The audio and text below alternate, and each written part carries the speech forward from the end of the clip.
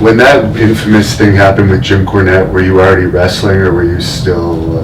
I just finished. I did a month of the beginners class. Okay. And so I just went to the intermediate class. And the intermediate class goes to the shows, and they kind of sit in the audience and help out and stuff. So that's what he thought I was in that class. What happened there, anyways? You just. The Boogeyman debuted his new costume, and it was having like a bit of a wardrobe malfunction. The horns were sliding. It was hot. The makeup. He didn't perfect it yet, because he perfected it after Marty. I'm talking about the Boogeyman. He's awesome. So Cornette was getting frustrated. Some people were laughing, and I was sitting in front of an exit door. So I thought he was going to go.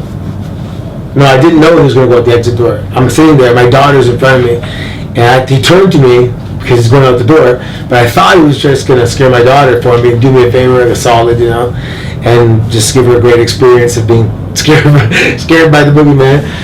So I had a smile on my face, and he just lost it, and he invited me in the back and came up to me and said, "You think this is a joke?" And then F-bomb, slapped me. He claimed that he paintbrushed you 3 times in an interview, I heard. Is that true? Yeah, he went pat, pat, pat. I couldn't do anything back to him. He knew that.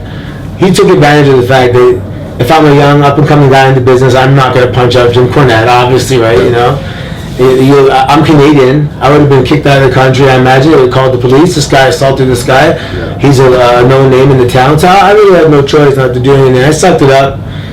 I lost a little sleep over it back then, but you know what?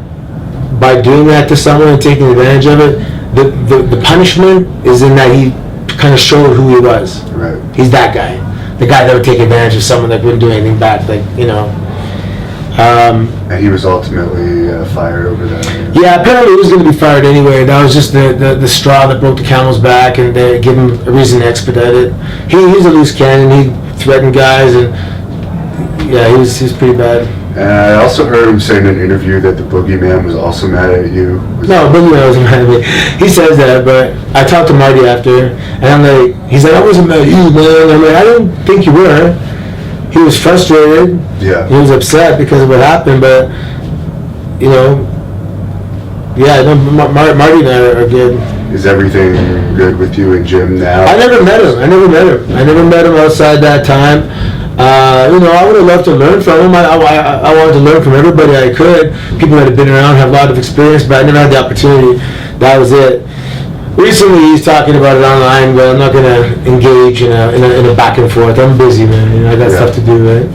And I remember WWE, when the whole thing happened, they were like, you're not going to get a freebie out of it. Still got to earn it, but we'll give you an unbiased, review.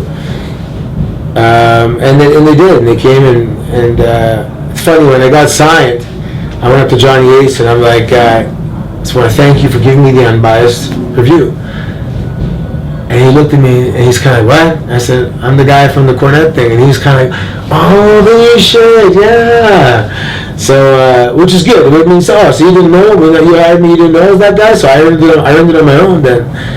They forgot about it, I guess, or who I was. So that felt good. Was there any apology ever from the WWE office on behalf of... Oh, yeah. Of course, talent relations called and said, listen, that's not how we treat our talent. It's not, we want it to be a positive, nourishing environment. And they handled it professionally. I was a grown man at the time, but too, it wasn't going to stop me. It wasn't going to get in my way. It was an insignificant thing. You took a lot worse beatings of that. Your MMA, I guess. Yeah, even judo. When you're like 16 years old and you go to a training camp with the national team and you're a 175-pound kid and there's a 175-pound man that wants to kick your ass. Yeah, I got some beats.